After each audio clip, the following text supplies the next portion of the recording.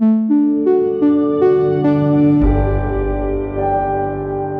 Undeceptions podcast.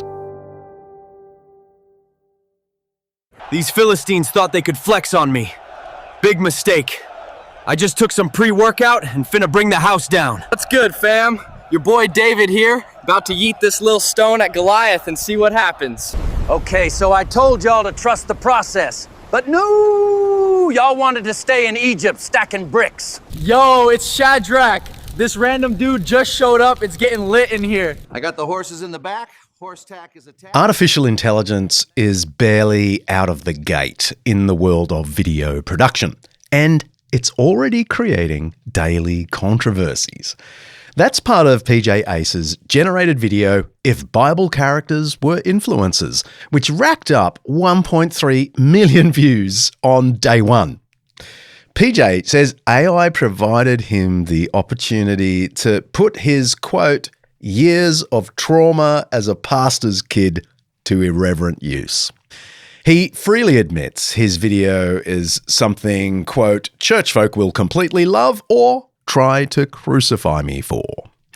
His comedy sparked tons of other lookalike videos, like this take on the Garden of Eden by TikTokers Adam and Eve from Alan Parr Ministries. Okay, I ate the fruit, then Adam did too, and now we're wearing leaves and totally kicked out. My bad. She gave me the fruit. I took one bite. Now we're hiding. Everything feels weird, and I think we broke the world. Eve. Researcher Al is going to put the links in the show notes so you can watch them all. And in the interests of denominational balance, we're going to link to a Catholic AI-powered video priest and apologist, in inverted commas, Father Justin. He's there to introduce the AI generation to the Catholic faith. 5 minutes of this stuff is enough to raise a question. What does it mean for Christians to be culturally relevant? And is that even a good thing? There's no doubt there's a long tradition of Christians being flexible to engage their culture, whether in ancient Rome, Viking Scandinavia, or modern America. It's what my guests today call cultural apologetics. Whatever we make of the word apologetics, and I have questions for my guests, and however successful we think Christianity has been in adapting to our rapidly post-Christian culture, our expert guides today have important insights into what it means to say that Christianity is still relevant after Christendom. I'm John Dickson, and this is Undeceptions.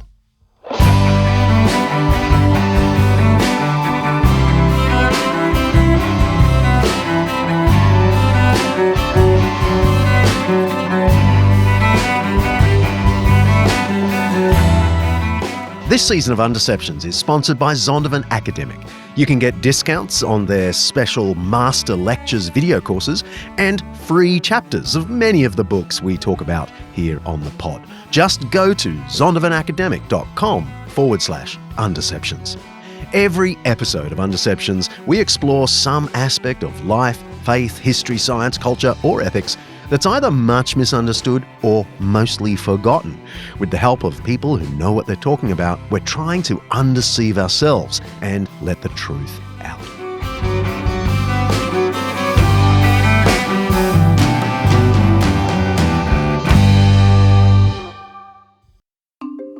Colin Hanson is the Vice President for Content and Editor-in-Chief for the Gospel Coalition, an international assembly of pastors and churches. They put on conferences, they publish things, they have centres and so on. He was an associate editor for Christianity Today, and he currently hosts the Gospel Bound podcast when he's not writing. Colin is the author of 7 books, and you might recognise the name because this is not his first rodeo with Undeceptions. He wrote the spiritual biography of Tim Keller, which was the core for episode 101, titled Keller's Legacy. And what's captured our attention this time around is a new book that he's edited, titled The Gospel after Christendom.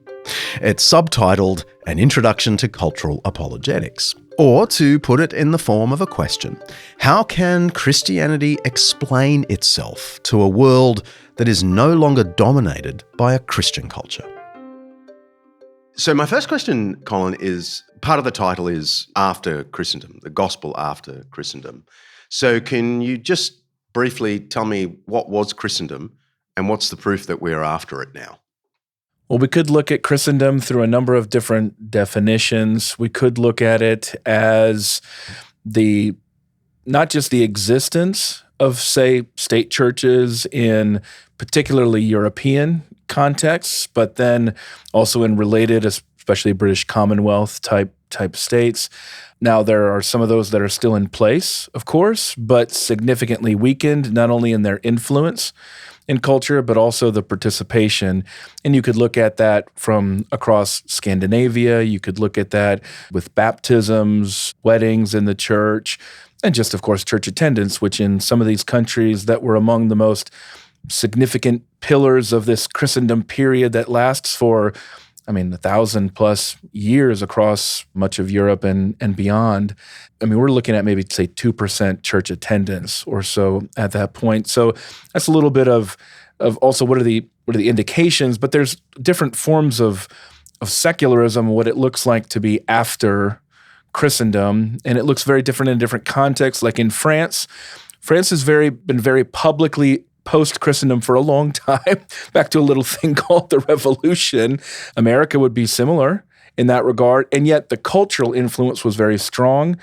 In a lot of places, that cultural influence did not decline until the 20th century. So it's a bit of a complicated subject, but I think, John, no matter where you look, there's not a sense that either A, Europe and its dominions are the center of the world any longer. I don't think that's the case. And so thus Christendom, and even the sense of what propelled Christendom for a long period of time, that European focus, is simply not the case when you look at South America, Asia, and Africa and their significant influence right now in Christianity. But then on the flip side, you just look and say, there's just simply no doubt that Christianity does not play a central role in politics, culture, everyday life for nearly as many people as it did certainly at the beginning of the 20th century compared to the beginning of the 21st.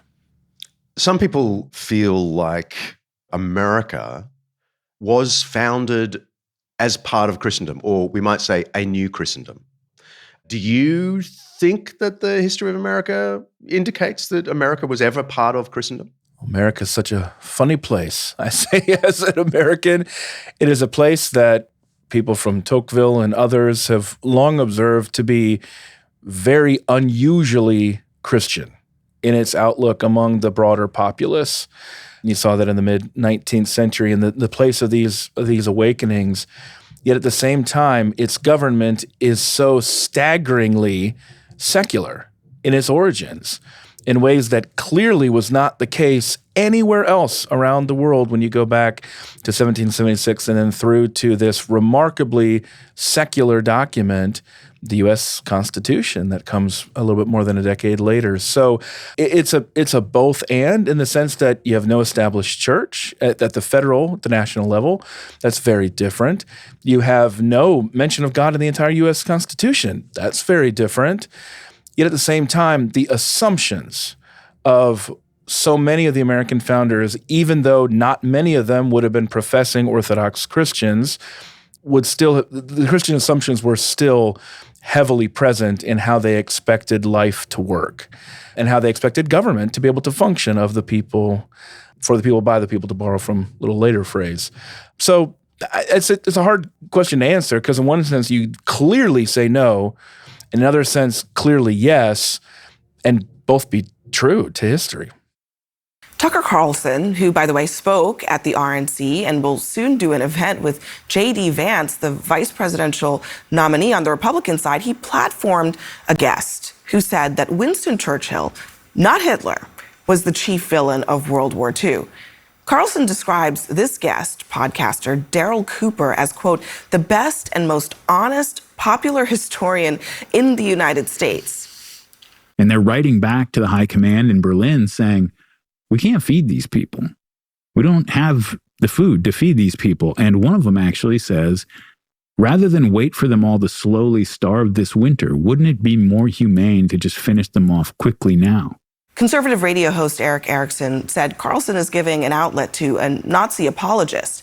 Liz Cheney called him a pro-Nazi propaganda and said that no serious person would support or endorse this garbage. And yet, there is... Yikes. Wherever you're coming from, who would want to be labelled Nazi apologist? That sort of gets to the heart of my concern with the word apologist. Who'd want to be called one? Now, long-time listeners know that I'm not a super fan of apologetics, the word, or some of the industry. The word has an excellent pedigree as far as Christianity is concerned. It was the Apostle Peter who first used the word in Christianity in his letter to the Christians of Asia Minor, or what we call Turkey. And he said, always be prepared to give an apologia, an answer to everyone. So there is a biblical background to this thing we call apologetics, but there's no way Peter was imagining a whole industry of books and courses designed to amass arguments to prove every part of the Christian faith. We've got a link in the show notes that goes back to question and answer 11, where I lay out my argument in detail. Also in the show notes is a little hobby of mine, collecting references from the mainstream media where the word apologist or apologetics has a pretty negative connotation. They're not thinking of Christian apologists. They're just using the word to mean a propagandist. So we've got Iran apologist, Iraq war apologists, Putin apologists, and just the other day, courtesy of my darling Buff, who's assisting me in this new hobby, Prince Andrew apologist, the headline of a Times article from London. Director Mark found one for me as well. Greenpeace accused American television presenter John Strossels of being a, quote, polluter apologist. You get the picture. Head to the show notes. Anyway, I put some of this to my mate, Colin. Okay, so I'm going to use apologetics all the way through this interview after you give the brilliant answer that justifies the use of the word.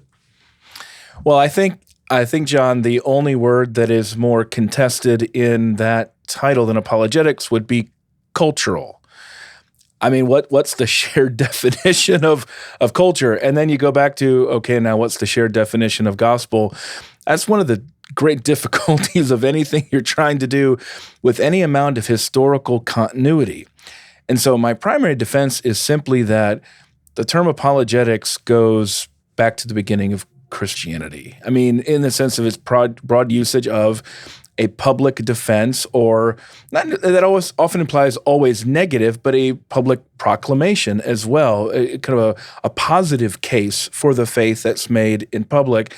Now, I get it. That's not necessarily what everybody who's listening here is thinking of. The difficulty is I'm not exactly sure what other word we could use that would be indicative of the work that we're trying to take in a historical sense that doesn't come with its own baggage or own requiring some explanations. But it's interesting, John. I've had a lot of concerns from people about a number of things in apologetics, but until now, I actually had not thought about how apology is only used, or apologetics in that category, only used negatively. I'm not sure it's always used negatively, but you're right. It typically is that kind of off the tip of the tongue. You're defending something that's indefensible, which in one sense, I guess, John, would be kind of like proving the point that we're after Christendom as well, right? I mean, that so many of these things that are associated with Christianity in the long term are simply viewed as assumed to be negative, which I think is a pretty common posture toward Christianity today. Okay, henceforth, I'll use the word apologetics in this interview, Colin. Okay, so what do you mean by cultural apologetics? Yeah, well, you're a good person to talk to about this, because I think in the best way that I can say a lot of the work that you do is cultural apologetics. But more broadly speaking, for some people who may not be familiar with somebody that has done this very well or used to do this really well in the past. That would be Tim Keller, who was a pastor in New York City. So in some ways, when I talk about cultural apologetics, I'll say things like, well, if you know what Tim Keller did and you see some of John Dickson's work, you have a pretty good sense of what I'm talking about. But I think this is a better way to just sort of describe it just definitionally. And I'll borrow from a definition that I wrote when we were starting the Keller Center for Cultural Apologetics. And when Tim and I were working on this, we had to figure out, well, what are we even going to call it? And then we had to explain it. And how I see this is that we often associate apologetics with discussing the truth. Is Christianity true? Is the Bible true? That's an important part of apologetics, but a lot of the questions that I get now, and I think is reflected, John, in a lot of your own historical work, are legitimate and serious questions. What is the effect of Christianity on me personally and on my world? In a sense, John, it's simply, what's the effect on my culture? Does it lead to goodness? Does it make the world a better place? And for that matter, where does our definition of goodness even come from? And then the other question is, does it make the world more beautiful? Does it make my life more beautiful? Or does the person who's defending Christianity with me, is their life compelling and beautiful in a way that I would want to follow? That question, once again, what is the definition of beauty? Who determines beauty? Is it a real category? That's something that cultural apologetics also addresses. So to come back to the definition, cultural apologetics helps Christians and other people who are skeptical and trying to learn about the faith see the truth, goodness, and beauty of the gospel. That's the story, the message, the example, the redemption of Jesus Christ. And this is the final key, as the only hope that fulfills our deepest longings. That when you often think about apologetics, it's a matter about debating in the head, but the way we actually function as human beings is that we pursue our desires. We pursue what our heads will often rationalize what our hearts long for. So it's a type of apologetics, it's a type of discussing the Christian faith in a way that helps to see that all of us, no matter whether you're a believer in Christianity or not, you've been made for certain longings, and those longings are mixed. Some of them are good, some of them are bad. Cultural apologetics is a way of trying to help you sort through those because, as Christianity has always taught, we are both sinners, mean that we're fallen, we don't do the things that we want to do, and we do things that we know that we shouldn't do. But at the same time, we're also, as the Christian and Jewish traditions both point out, that we're made in the image of God. We reflect Him, and no matter how much we mess up, no matter what wrong we do, we can't ever erase that. So again, long definition, but to come back, it's a matter of considering the truth, goodness, and beauty of the gospel as the only hope that fulfills our deepest longings. And you say, as a result of this way of thinking about commending the Christian faith, we've got to know the climate, not just the weather. I like that analogy. Yeah. Give it to us in a nutshell. Not original to me. I have to borrow that from a professor at the University of Virginia, James Davison Hunter. So often when we're debating issues in public, this is politics, this is culture. I think we can all relate to these ultimately ephemeral questions. Regimes come and go, prime ministers come and go, governments come and go, policies come and go. But there are certain things that are changing underneath at the bottom. Like think of an ocean. All these things I was talking, the ephemeral are these little waves on the top, and then there's kind of a mid-level of things that change in terms of decades and longer. Think about like fashion trends or something like that, the way that things will recycle over time. But then there's a lower level. That's essentially the climate, meaning these are long-term things that change, and they change imperceptibly. So for example, in climate change, if there's a 1 degree change, that's massive. It's absolutely massive. You don't think, well, that doesn't seem like much because in my day-to-day, well, I'll just use Fahrenheit here. If it's 78 degrees or 79 degrees, that doesn't make any difference. That's the same beautiful day here. Well, but in climate change, that little twist can make all the difference. It can change everything. That's when we're talking about cultural climatology versus essentially weather forecasting. If you're going to do the kind of cultural weather watching that Colin's talking about, you'll need to watch out for one particular storm front, what C.S. Lewis called chronological snobbery. Lewis defined it as the uncritical acceptance of the intellectual climate of our own age, and the assumption that whatever's gone out of date is, on that count, discredited. We talked about this a bit with the wonderful Sarah Irving Stonebreaker back in episode 134, History Wars. Hey Sarah, if you're listening, hope you're thriving. C.S. Lewis thought we might need to do a bit of turning back the clock, of learning from the past.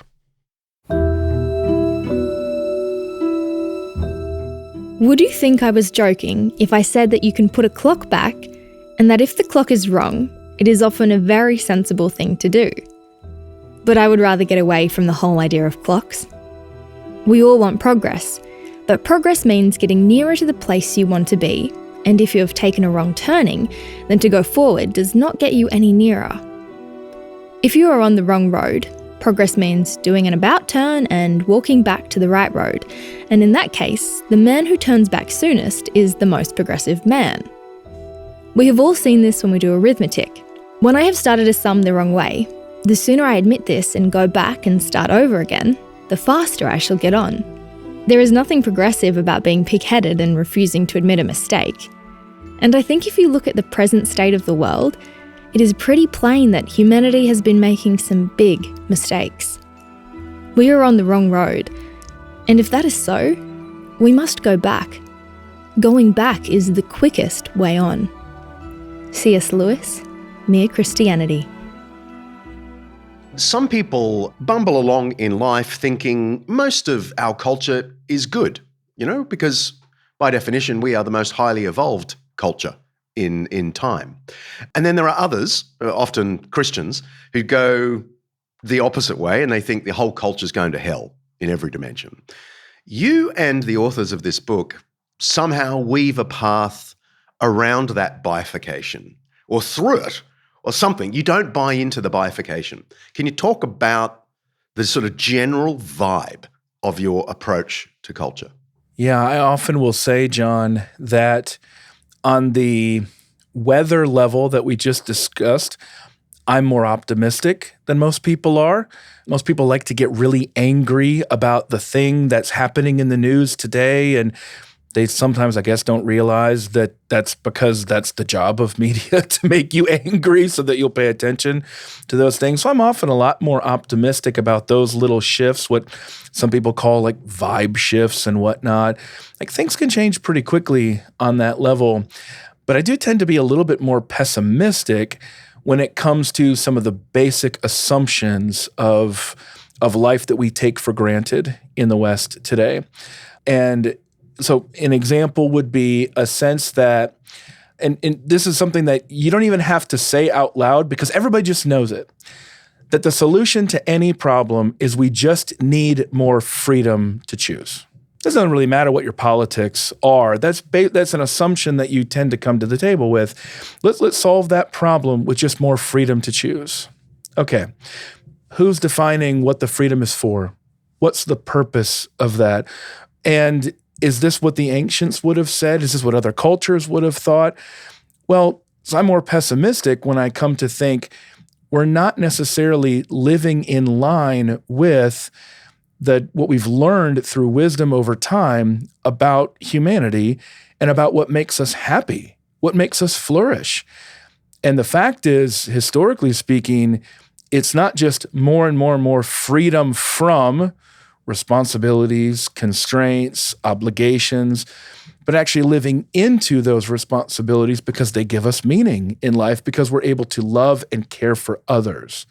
So I would just kind of give the overall vibe of the book as, don't be worried so much about these things that are happening here, but there are some really serious matters of what's happening in life that we need to pay more attention to, because if you're somebody who decides that you would like to follow this God who is man, Jesus Christ, then he's going to lead you to make some difficult decisions in terms of pushing back and saying, everybody says this, but this guy tells me I need to do this instead.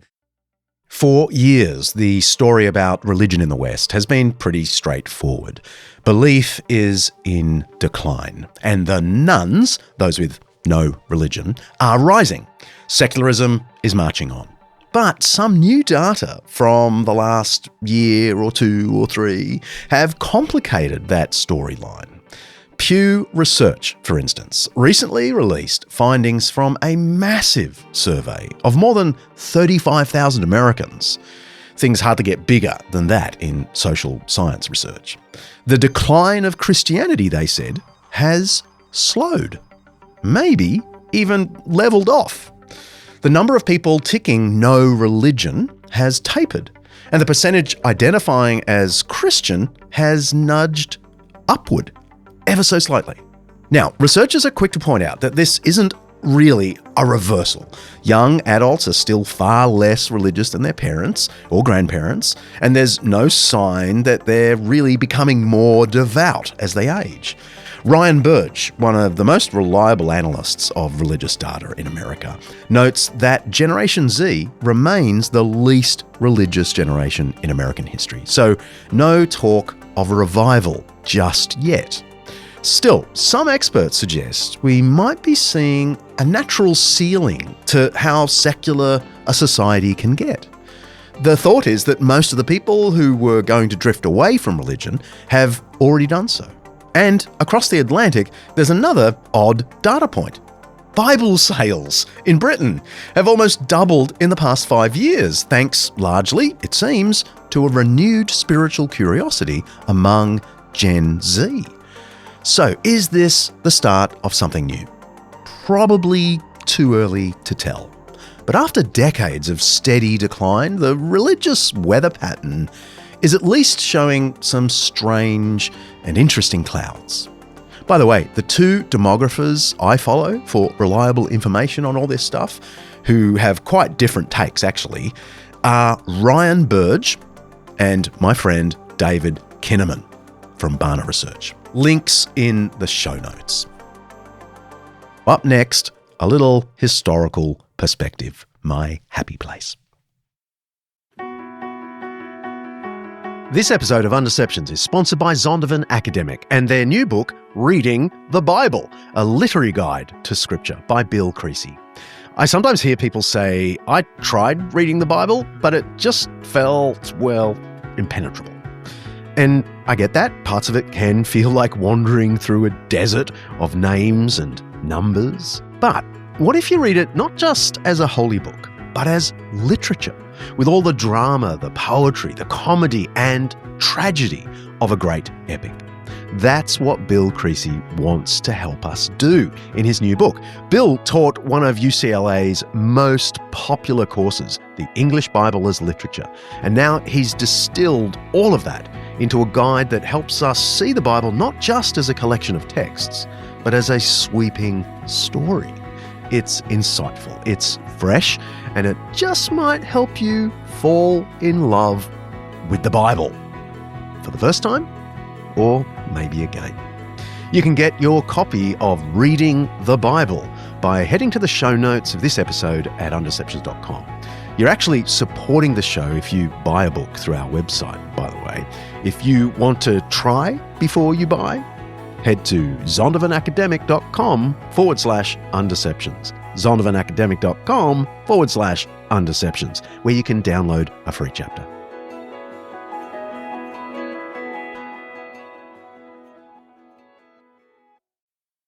Why does evangelism seem not to be working here in the West? See a lot of people using classical arguments for apologetics, reasoning from their faith, trying to convince atheists and agnostics. And typically when I watch on YouTube, they're just dunking on these fools and humiliating them publicly and saying, this is the answer. Look, it's so clear. But then I don't see people actually coming to faith. I just see these giant I win moments online.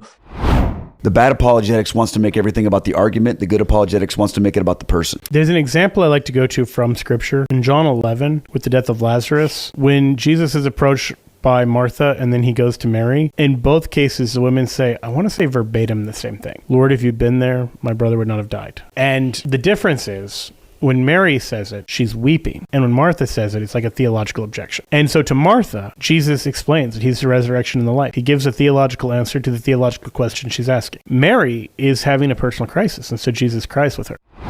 I think a part of the answer to that question is to be careful to make sure that we're answering the questions that people are actually asking.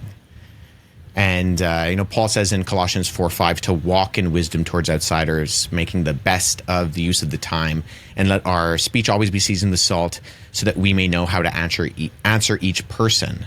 And it's interesting that he says each person and not necessarily each objection. And realizing that there's a questioner behind a lot of the questions that we see being asked.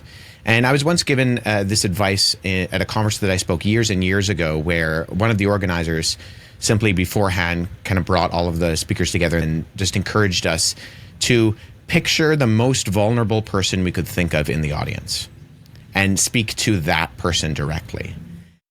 That's a selection of self-described apologists: Joshua Lewis, Keith Nestor, Joe Heschmeyer, and Wes Huff. They're acknowledging one of the problems in Christian apologetics, making it all about the intellectual argument. The best of this breed, and I include Wes Huff in that, know that belief and skepticism result from more than just the rational parts of our brain. It's a point made brilliantly by the psychologist Jonathan Haidt in his amazing book, The Righteous Mind. I may have talked about it on the show before. He synthesizes decades of psychological research into how people make up their minds about politics, ethics, religion, and even science. And he makes clear, well, the research makes clear, it's not just evidence and argument. It involves our deeper instinctive factors, emotions, relational factors. It's a point endorsed by my next guest. Joshua Chatraw holds the Billy Graham Chair of Evangelism and Cultural Apologetics in Beeson Divinity School at Samford University. He's also a fellow at the Timothy Keller Center for Cultural Apologetics. Josh has written and edited a number of books, including Apologetics at the Cross, Cultural Engagement, and The History of Apologetics. He took us straight to AD 400 and one of the patron saints of Undeceptions, Augustine of Hippo.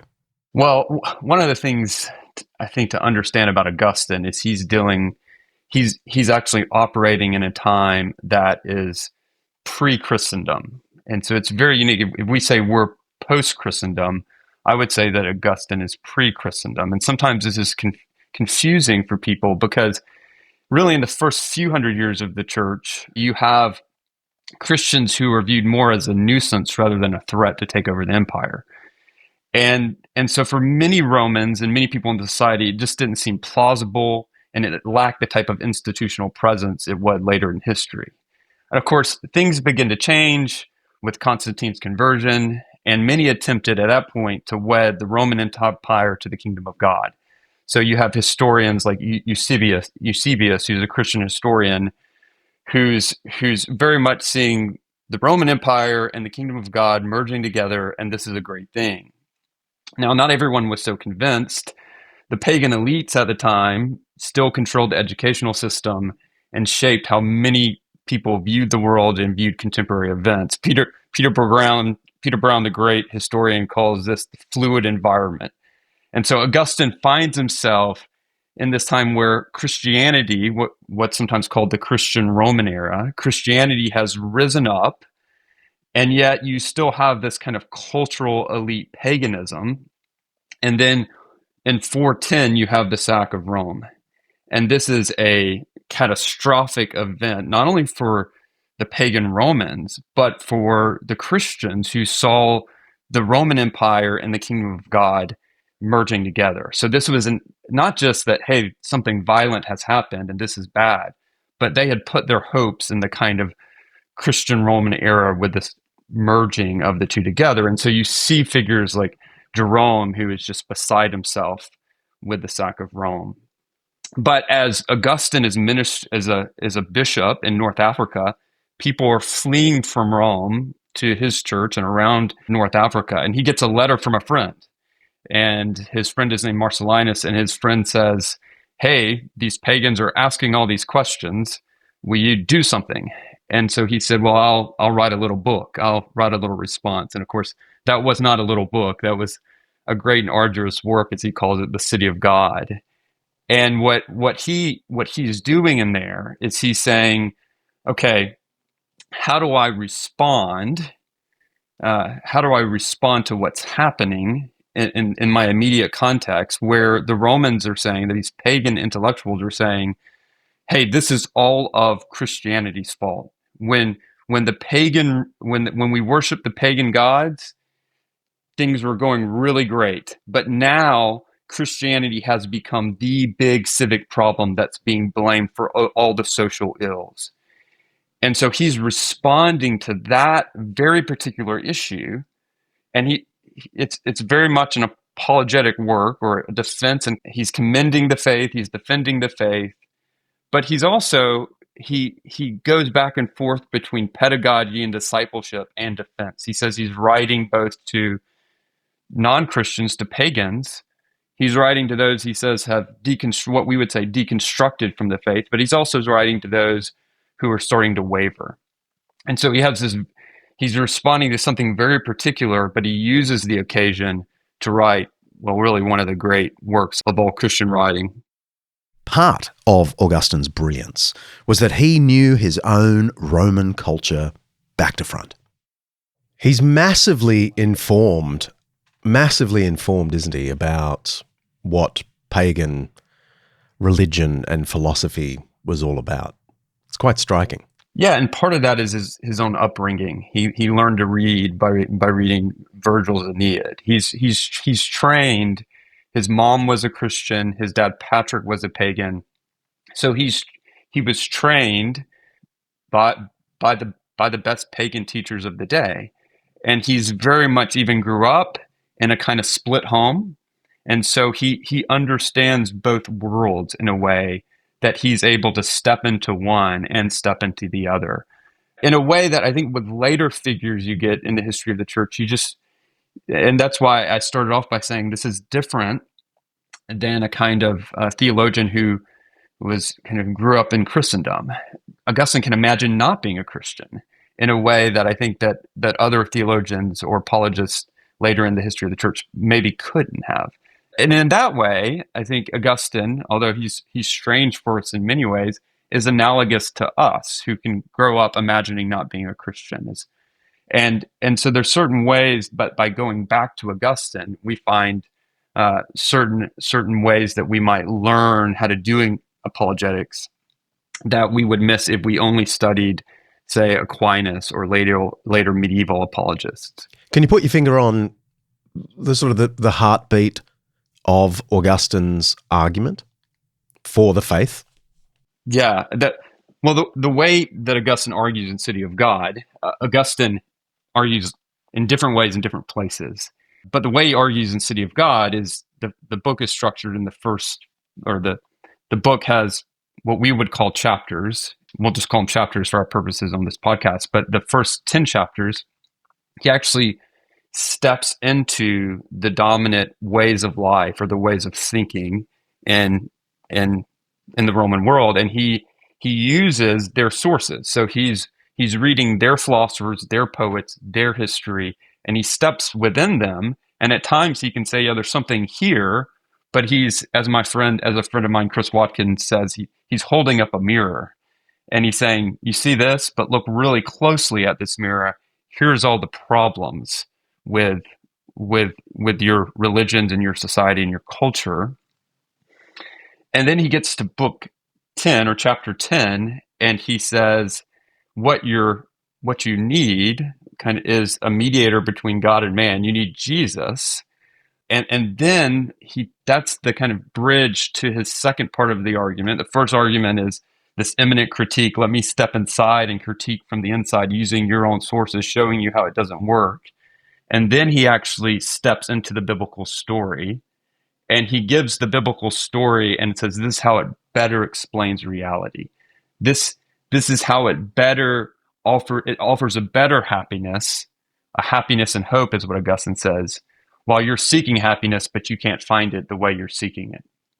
And so at that point, he's telling the biblical story, but along the way, he's very aware of the objections. He's very aware that he needs to kind of put in supporting arguments along the way. So he's not just kind of what we would call it doing expositional preaching. Yes, he's tracking that story, but then he's putting in the support of various different kinds of arguments, answering objections as he goes. So it's not one of the reasons that Augustine isn't sometimes picked up is it's not. Sometimes apologists are looking for the silver bullet argument and something just to plug and play. And they feel like if I can just find that plug and play universal argument, then I have it. And if that's what you go to Augustine for, you will be disappointed. What Augustine calls us to do is we have to understand in a bigger picture what he's trying to do, understand more of kind of his way of doing it. And then we actually learn a kind of what I would call an apologetic of wisdom. And then we're able to see kind of how he's doing this and then apply it today. Josh's next hero is the French philosopher and polymath Blaise Pascal. Writing in the early 17th century, Pascal was responding to a culture shaped by two dominant philosophies. First, Michel de Montaigne's claim that religious conviction causes endless wars. Better, he said, simply to pursue pleasure rather than deep beliefs. Sounds so French. Second, René Descartes' rationalism, the attempt to doubt everything except one's own mind. I think, therefore I am, and all that. Throw out sacred books and starting, we don't want to start there. We want to start by doubting everything. And by this kind of methodological doubt, we can have this secure bedrock, which was, I think, therefore I am. And I can reason from the ground up. And this is known as the Cartesian inward turn, an attempt to isolate oneself from contingencies to prove truth autonomously. And of course, if you're paying attention to the Enlightenment and kind of certain ways of thinking still today, you also see kind of streams of Cartesian thought today in this way. And Pascal's response, so this is his context, and he needs to respond, and he's responding to both of those. The way he does so is he says, for Pascal, he says, well, we actually have to start with what he calls the logic of the heart. And this isn't just, sometimes when people hear logic of the heart, they think, well, that's just emotions or desires. But for Pascal, that meant the kind of, yes, space and time and motion, things that we just instinctively have to accept and then reason from. But it's also including things like hope and love. And so he's saying there's basic things, basic intuitions, we might say today, that humans have. And those are the places we must put all of that on the table and start reasoning from those things. So he's often critical of rationality, but he's not critical of rationality per se. He's actually critiquing a kind of Cartesian rationality. And he's saying, hey, he's critiquing a narrow rationality where Pascal says we need to put everything on the table. We need a more capacious rationality. And part of his critique against Cartesian rationality is it's just not rational. It's not a rational way to look at humans. That's not how humans operate. That's not how true. So he's trying to humble a kind of Cartesian rationality. He's trying to humble, and I think this fits well with Augustine and the Bible, that wisdom begins with the fear of the Lord. Wisdom begins with actually an awareness of what you don't know. It's a kind of, as Socrates would also agree with. And so he's trying to humble a kind of Cartesian rationality in order to say, hey, there's another kind of rationality. And then with Montaigne, he says, well, actually, Montaigne's just dreadfully wrong about human nature. He says, on one hand, he says, we are great, we are wonderful creatures, but we're also wretched creatures. And he's saying the solution that Montaigne offers, which is that you can just kind of, hey, live if you look at a cat, cats just seem content in their catness. They're not trying to rise up, they're not embarrassed to beg. They're just living in their catness. And And Montaigne says, well, let's just kind of be like that. But Pascal said that is such a desperately wrong interpretation of human nature, and we will remain restless if we try to live a kind of trivial life. And so he argued that by settling for a kind of skepticism and convincing others that they can just be happy by, ultimately content by just tending to their garden or fishing or scrolling, to kind of jump to today, that with these kinds of trivial pursuits, that somehow we can be content. He says, no, that's only going to make you more miserable because of the kind of creatures we are. And he has this great line where he says, all the miseries of man but prove his greatness. The greatness of man is great in that he knows himself to be miserable. A tree does not know itself to be miserable. It is then being miserable to know oneself to be miserable. But it is also being great to know that one is miserable. All these same miseries prove man's greatness. They are the miseries of a great lord, of a deposed king. Blaise Pascal, Pensée. And so what he's saying here is he's saying there's something about our nature that we feel this, that we should be more than we are, but we're not. That actually, again, once you go to the biblical story, it begins to make sense of this. That we're both, yes, we're miserable, but we're also wonderful creatures. The duality in human nature, creation, fall explains that.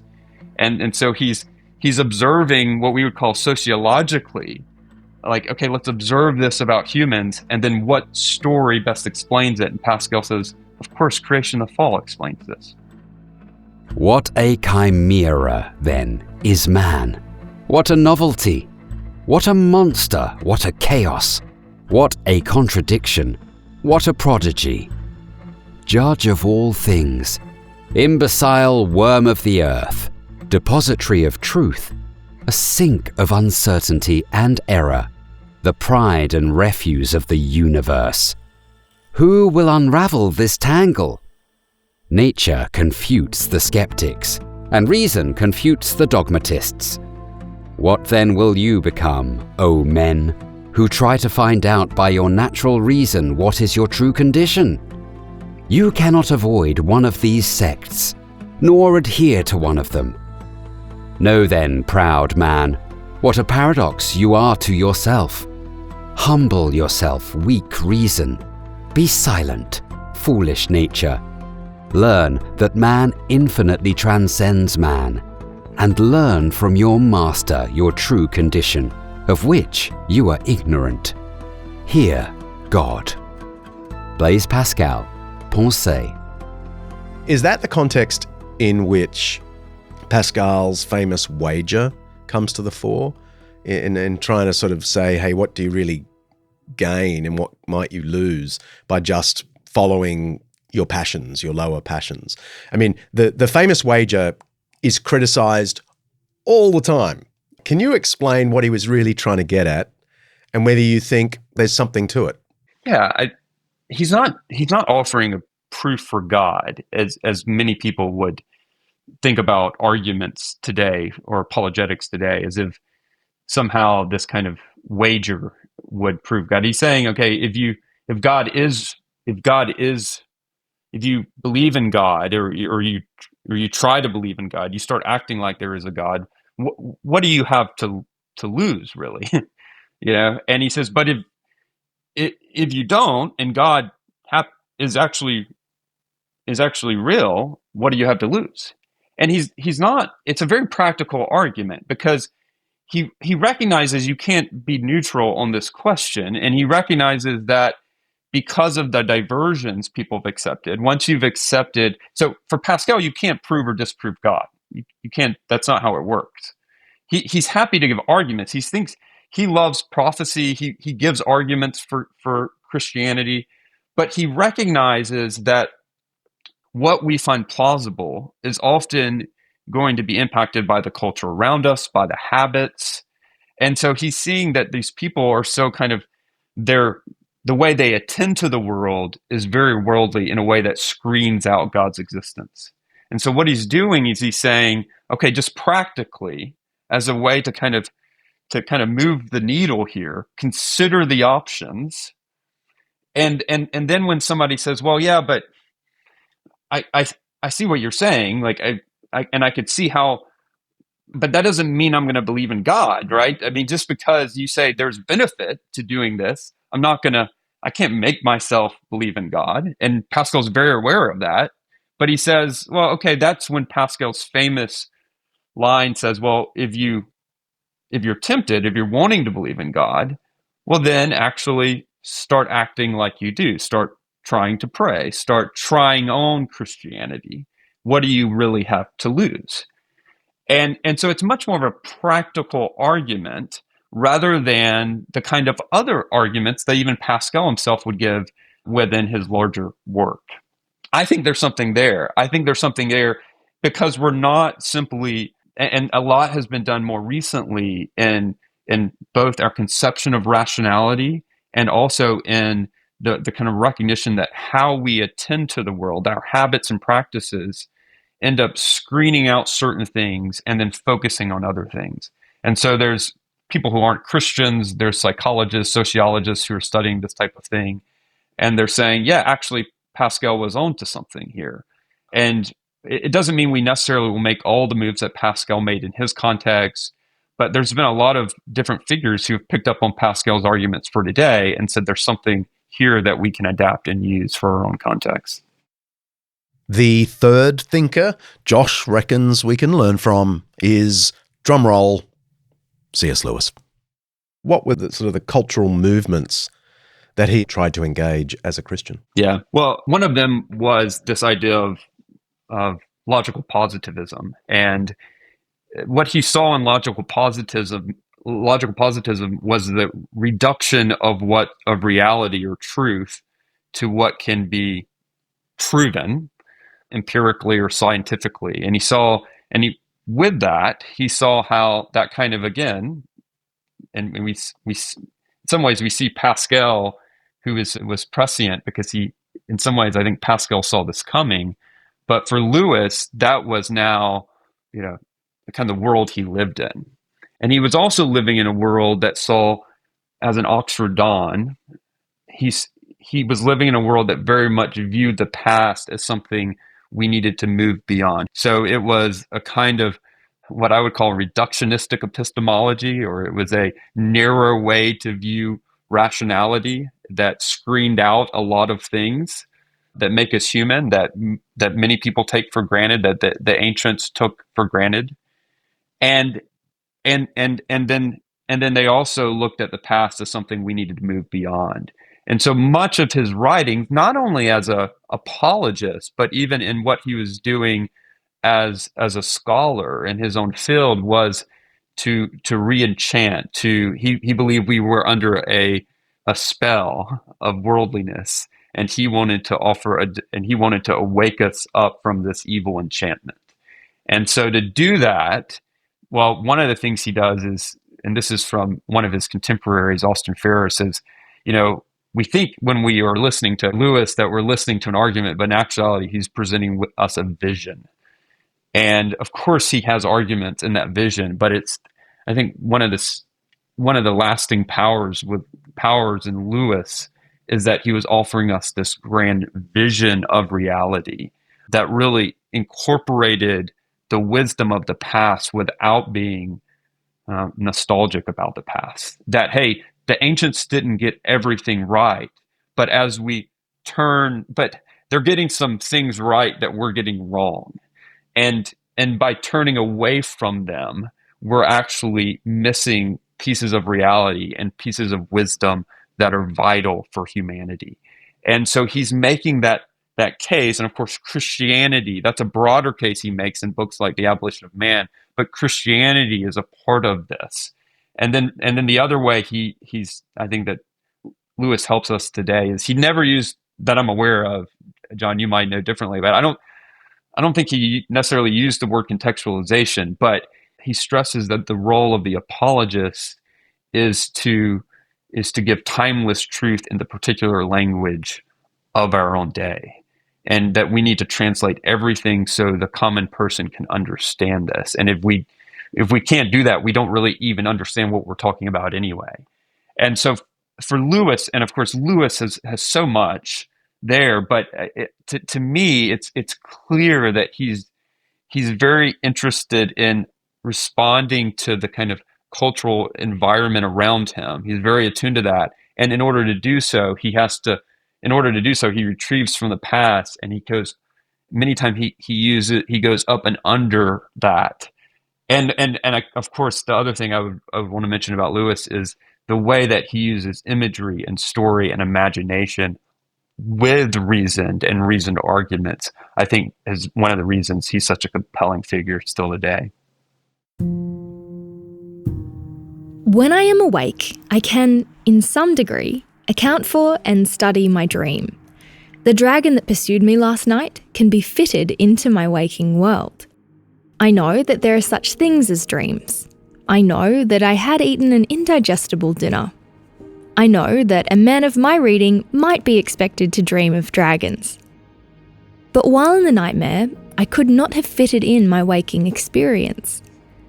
The waking world is judged more real because it can thus contain the dreaming world. The dreaming world is judged less real because it cannot contain the waking one. For the same reason, I am certain that in passing from the scientific point of view to the theological, I have passed from dream to waking. Christian theology can fit in science, art, morality, and the sub-Christian religions. The scientific point of view cannot fit in any of these things, not even science itself. I believe in Christianity as I believe that the sun has risen, not only because I see it, but because by it I see everything else. C.S. Lewis, is theology poetry? I love that quotation. In fact, it's embedded in a beautiful piece of artwork right here in my office at Wheaton. It was made by the kids of St Andrew's, Roseville, where I was once a minister. I'll take a photo of it and put it in the show notes. Lewis's point here, and in lots of places in his writings, is that Christianity isn't just a system that can be argued objectively and externally, as it were. Its most compelling feature, he reckoned, is that if you look at the world through the lens of Christianity, it makes everything clearer.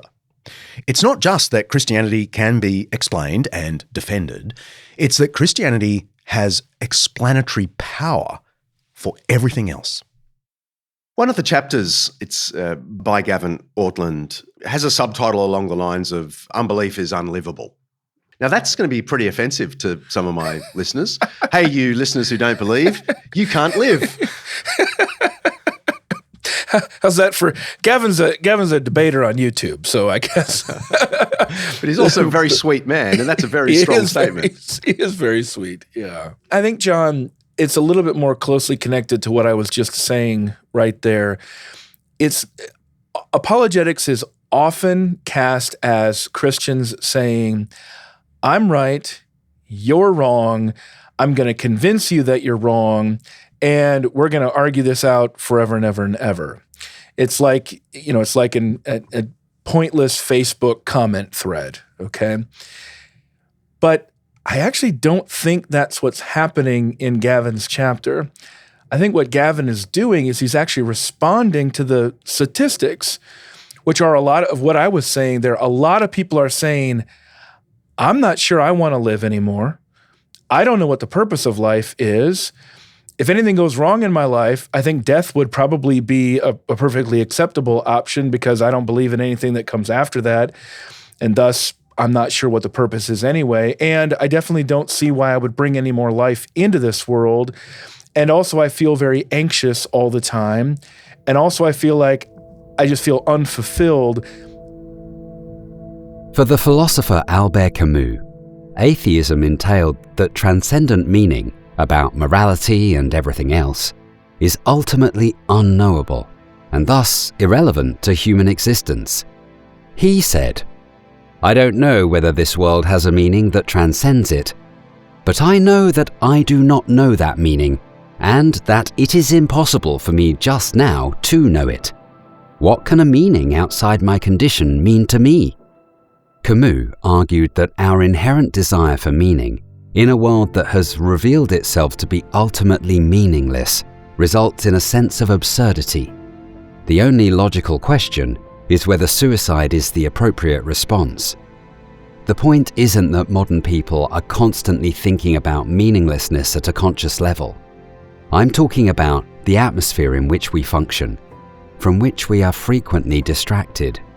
Often, it will only become fully evident to us if we slow down to consider larger questions of purpose and meaning. Yet the huge spike in anxiety and depression in recent years suggests that the concerns of existentialist philosophers have not lost their relevance. And soberingly, to Camus' point, suicide rates continue to rise. Gavin Ortland, The Gospel After Christendom. I think it's really more responding to all these different threads out there where individuals feel like, I know that I'm doing everything I'm told is supposed to make me happy. And that's what I've been told my entire life is what life is for. So why don't I feel happy? And how would I know if I did feel happy? How would I know that's the truest expression of my feelings there? So I would hope at least that we could actually have some common ground between those who are listening as Christians and non-Christians to say, I think we have some pretty widespread agreement that life isn't working. Now, we probably disagree quite a bit on why it's not, but that's worthy of dialogue and discussion, isn't it? And a good, healthy, maybe even debate. I don't know.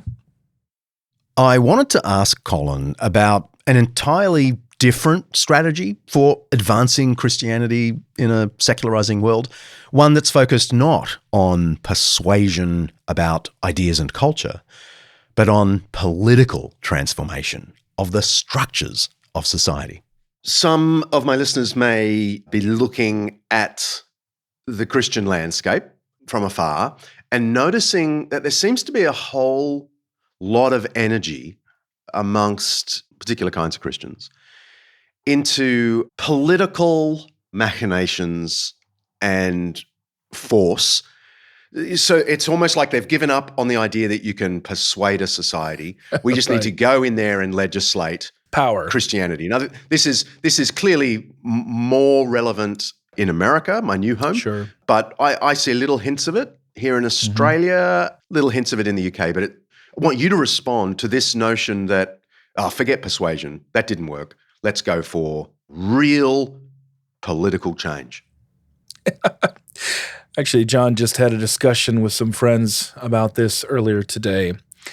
And what I've noticed from some other Christians, and sometimes it's people that I've worked closely with in the past, is them unapologetically saying what you just said right there, which was, hey, so Christians in America didn't used to worry so much about trying to convince people of the truth of their faith and of its desirability and its livability. They just said, hey, we're the majority, we're in charge, and we're just going to dictate whatever we want on everybody else because, one, that's better for us. Number two, we also think that it's better for you, but we don't really care whether you see it or not. I've seen more people just come out lately and just admit that's exactly what they're doing. Now, historically speaking, how does that typically work out?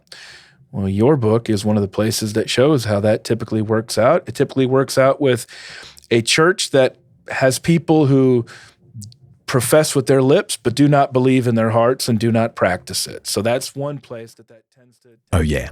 Colin's very kindly referring to my book, Bullies and Saints. It's my best shot at tracing the Christian church's very mixed record through history.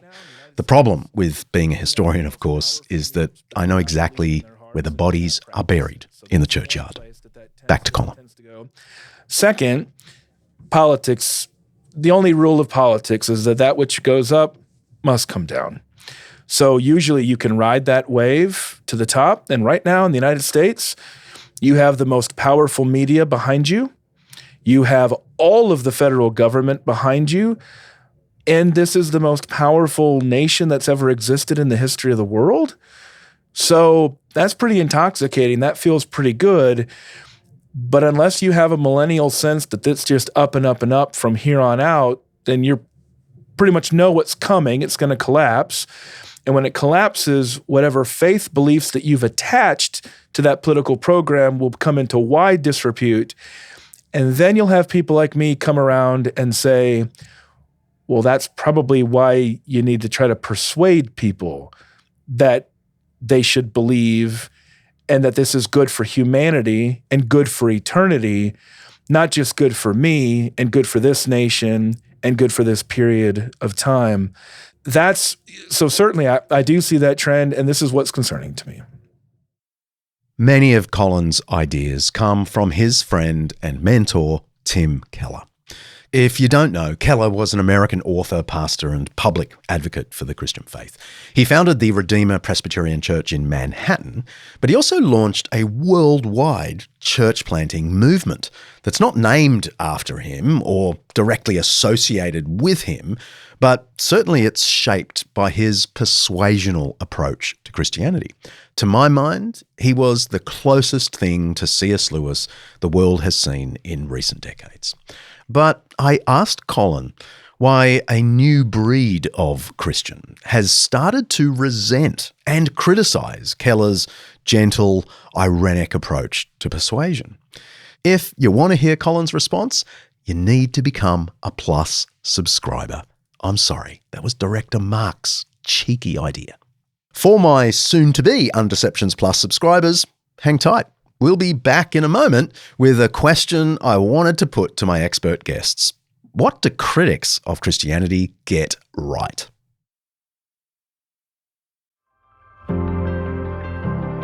Pakistan's Punjab region is experiencing its worst flooding in nearly 4 decades due to heavier than usual monsoon rains. 2 million people have been evacuated, and over 1 million hectares of farmland have been affected. Tragically, 900 Pakistanis have already lost their lives, including 260 Punjabis. Anglican Aid's on-the-ground partner is providing victims with basic essentials like food, drinking water, tents, mosquito nets, and medication. But they need your help. As we approach the end of the year, please consider making a donation to Anglican Aid's Pakistan Flood Relief Appeal. Before spending money on holidays or Christmas shopping, why not throw them some of your excess? Donating is super easy. Just go to anglicanaid.org.au/undeceptions. anglicanaid.org.au/undeceptions, and follow the prompts to make your tax-deductible donation. We'll also include a link in the show notes. Thanks so much. I love this organisation.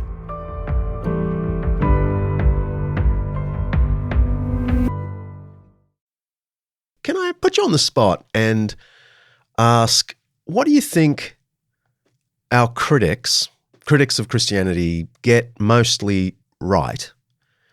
And really allied to that is the question, where could Christians really lift their game? Mm-hmm.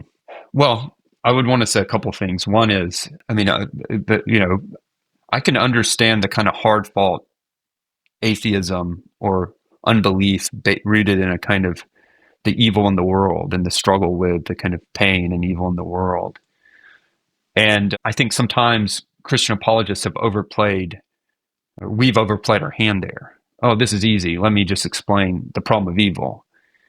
And I think that kind of response, the kind of glib responses, I could understand if somebody even grew up in a Christian home and heard glib responses and eventually grew out of those responses, because there's a way to answer those that I don't think do justice to the seriousness of that critique. I do think there are good responses. I don't think there's an answer to the problem of evil, but I do think there's good responses to that. So I think that's on the apologetic side or argument side. I think that's still, one of the real challenges. The other thing I would say is, I think there's a very powerful argument for Christianity is that Christianity has real resources to deal with the kind of evil in the world, the chaos of the world, the absurdity, as Camus would say about the life we live, the world we live in, and it actually gives us this deep, coherent vision and way to live in light. It's a way of life that is existentially satisfying. It doesn't make it easy, but it actually gives purpose and meaning and a way to live. And I think people are catching on to that. I think the problem here, and I think the kind of critique is, if that is true, Josh, and your arguments for Christianity as a way of life are true, then why don't I see more Christians living that out? And if Christianity gives us a different way to look at control or power or peace so that we can flourish even in the midst of sadness and pain, then why do I see Christians who don't live that out? And I think that is understandable. And I think for Christians, we need to own the fact that, we are part of the problem. There's a great line in The Great Divorce where Lewis, through one of the spirits in that, is saying, the great joke is, I'm gonna not get this perfect, but he says, the great joke is we're all at fault. And Christians actually say, yes, we can own the fact that yeah, we're at fault. And yet that's when you can begin to live, is what Lewis says. When you can make that confession. And that's the kind of humility that says, yes, that looks and becomes someone who knows how to receive good gifts, forgiveness and grace. And then we can begin to be the type of people who can then give forgiveness and grace to others. I think that those are the kind of existential, not living out the gospel. And then also, I think the problem of evil, the kind of moral problems are, I can understand where our skeptical friends are coming from about those points. Let's press pause. I've got a 5-minute Jesus for you. I'm not sure we could say that Jesus was into cultural apologetics. That would be anachronistic. But one thing I do know, Jesus was unusually socially flexible. On the one hand, he was a Galilean Jew who spent almost all his life among Jews. He even once said that he was sent only to the lost sheep of Israel. But that's not the whole story. The Gospels record several moments where Jesus crosses social and cultural boundaries, encounters that, humanly speaking, would be well outside his comfort zone. I know that's a strange way to talk about Jesus if you're thinking of him as God, but viewed historically, this Galilean Jew really did push cultural boundaries. Take the parable of the Good Samaritan. The hero of that story, the good guy, is a Samaritan, a group many Jews regarded as enemies. I might be wrong, but I can't think of any other Jewish text from antiquity that praises a Samaritan. At the very least, this shows Jesus' unusual openness to the outsider. Of course, that's a parable, a story, but there's also a real encounter in John chapter 4 where he meets an actual Samaritan, a woman. It's worth reading for yourself. Just go to John 4. He is warm and gracious, never patronizing. And the text makes clear this was controversial. His own disciples come and see him talking to this woman and were surprised that he was talking to a Samaritan woman. Again, I wouldn't call this cultural apologetics. But if cultural apologetics means engaging people with different outlooks in order to communicate something of the faith, well, Jesus was a master. Think too of all those scenes where he dines with sinners and tax collectors. It sounds charming to us all these years later, but it was scandalous back then. Religious leaders grumbled about it. And in one passage recorded in both Matthew and Luke, some conservatives even accused him of being, quote, a glutton and a drunkard, a friend of tax collectors and sinners. Now, that doesn't mean Jesus was some kind of hip party goer. In a culture where sharing a meal with the morally impure was taboo, his table fellowship was both a theological statement and a radical act of inclusion. The scholar Ben F. Meyer put it perfectly. I love this. To his contemporaries, it was a staggering phenomenon that he did not shrink from dining with the irreligious. Indeed, he did so at his own initiative. Meyer goes on to explain that the real novelty was the way Jesus reversed the expected order. Pharisees in his day were quite happy to eat with sinners, but only after they had repented from their sins and so stopped being sinners. But Jesus flipped that, Meyer observes. His welcome came first, and then the repentance flowed. Let me continue with that quote from Ben Meyer. The novum in the act of Jesus, he just means the new thing in the act of Jesus, was to reverse the expected structure. Jesus advocated communion first, conversion second. His table fellowship with sinners implied no acquiescence in their sins, for the gratuity of the reign of God cancelled none of its demands. But in a world in which sinners stood ineluctably condemned, Jesus' openness to them was irresistible. Contact triggered repentance. Conversion flowered from communion. In the tense little world of ancient Palestine, where religious meanings were the warp and woof of the social order, this was a potent phenomenon.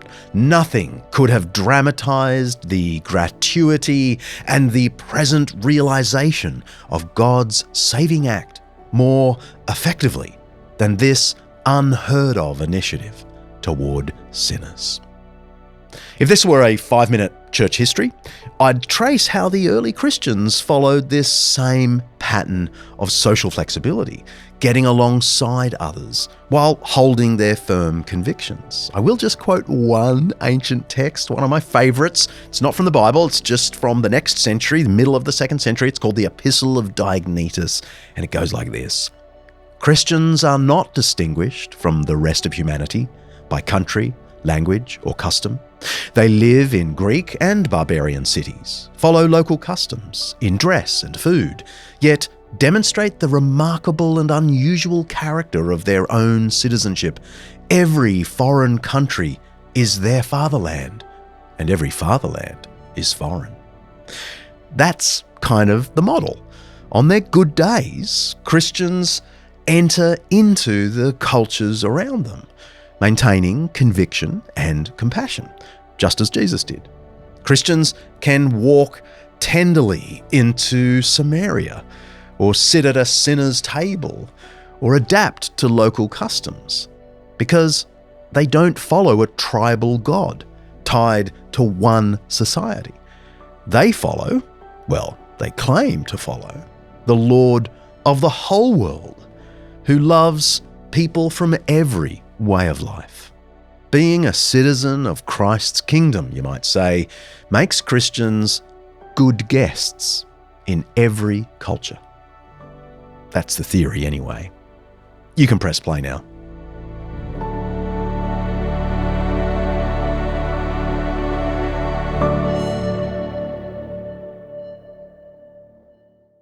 A final question, Colin. Thinking of the book as a whole, what would you say is the most compelling dimension of Christianity, especially for my doubters listening in? Yeah. Well, I'm going to answer this great question on 2 levels. We as Christians believe, and the Apostle Paul himself tells us in 1 Corinthians 15, that John and I and other apologists for the faith are pathetic and are to be pitied if Jesus didn't rise from the dead. So ultimately, everything we're doing here rises and falls on the simple question, did this man who claimed to be God rise from the dead on the 3rd day? So in the one sense, nothing else matters in this book or anywhere else if that's not true. On the next level, if it is true, then it's going to make a difference. It's going to change things. And our argument would be that we see an immediate transformative change in the very people at the very beginning of that resurrection who were total cowards, abandoning Jesus, all of a sudden being willing to die for that faith of something that they had seen with their very eyes, something they knew to be true. So that, again, that's ultimate. But then here's where it comes in the book. The church is a very, very deeply inexperienced and in reality flawed institution because it's made up of flawed people. But at a time of profound loneliness, isolation, skepticism, distrust, a church full of people who love one another across political differences, across racial, geographic, ethnic, all the differences that you can find, because they share in common this universal faith that connects them throughout the ages and around the world to other people who profess to believe in Jesus and to take the name of Christian, is not only a wonderfully encouraging and transformative and life-changing and saving place to be in the church, even in its imperfections, it is such a balm to sad souls everywhere looking for a place to belong, looking for people who will care for them, looking for people who will take an interest in them, looking for people who will love them even when they mess up, even when they have messed up, looking for just guidance, assistance, wisdom, looking to find that they're not alone. So we have a chapter in this book by a pastor in Nebraska named Bob Thune. It's one of my favorite things I can even recall ever reading, and I'm so proud that we have it in the book. But it talks about the church as a place where you can see these beliefs physically represented and lived out, not perfectly, because again, only Jesus is perfect, but from there, experience that community and then begin to learn and to consider the claims that work back to ultimately the resurrection. My neighbour Evan, I've changed his name, is a successful, extroverted 40-something. Hip, engaging, friendly, and easy to talk to. He's always willing to lend a hand, an ear, or a tool. His kids are the most respectful and responsible middle schoolers on the block. Evan and his wife know I'm a pastor. We've had them over for dinner. We do our best to initiate as much conversation and front porch interaction as we can.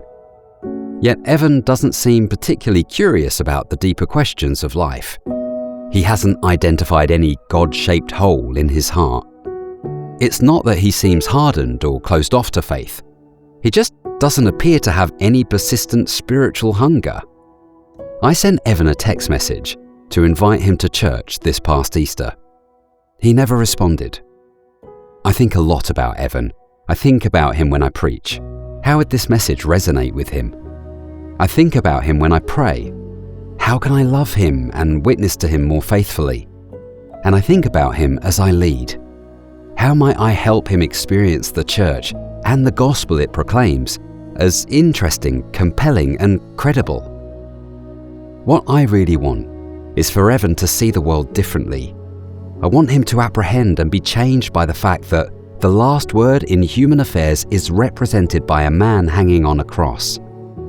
It is God, of course, who must open Evan's eyes. But the Westminster Confession reminds us that God in his ordinary providence makes use of means. And one of those means is the church. I want my church and your church to give our neighbours a new set of lenses through which to see the world. And we can. When churches take seriously our calling as countercultural communities, we start to do the work of cultural apologetics without even thinking about it. Because we love our neighbours and we want them to know Christ, we start thinking more intentionally about how we do what we do. And without losing any of its depth and richness, what we do starts to reflect the transformative power of the gospel in ways that our neighbours often find compelling. Bob Thune, The Gospel After Christendom.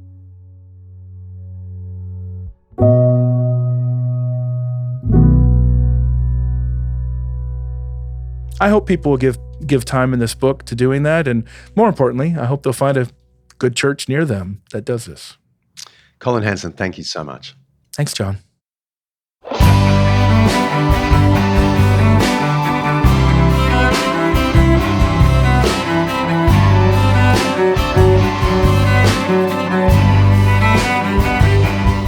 If you like what we're doing, there are a bunch of things you can do to really help us out. You can go to Apple Podcasts and give us a review. Or you can go to undeceptions.com and pick up one of our t-shirts from the store. You can become an Undeceptions Plus subscriber and get access to a bunch of extras and our special Facebook group. And if you really want to help our team, please consider making a donation. Go to undeceptions.com, click the oversized yellow donate button and see where the wind blows. While you're there, send us a question by audio or text and I'll try and answer it in the upcoming Q&A episode. See ya.